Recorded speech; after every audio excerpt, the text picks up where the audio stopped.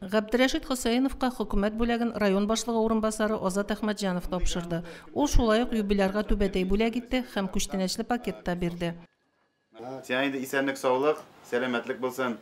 Әле шундый матур, төзек үйләрдә, шундый тыныч дөньяларда рәхәт итеп, менә апа белән яшәргәсен сиңа. Һәм киләчәктә дә әле менә оныкларыңа, улларыңа, кызларыңа кирәкле булып, аларга бер таяныч булырга насыйп булсын, ярамы?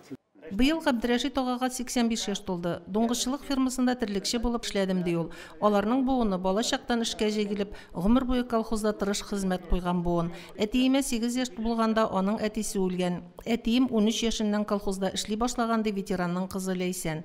41 ел фирмада эшләдем. 41 ел. Салаф абый килә торганы, алайда син бар. Бүтән эшне алып барасың ди торганы.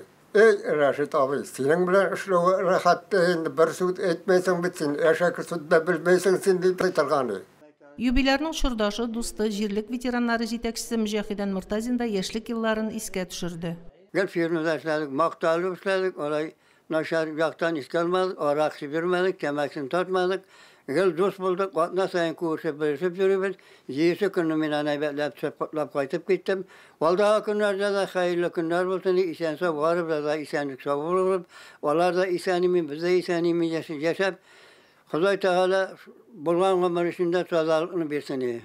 Вәсим апа белән Габдрашид ага Хусейновлар 59 ел бергә гомер итәләр. Әле бик күп еллар аларга балалары Алис белән Ләйсәннең гаиләләренең кадер хөрмәтендә яшәргә язсын. Мөнира Арсланова, Динар Минхаҗев, Муслим телевидениесе.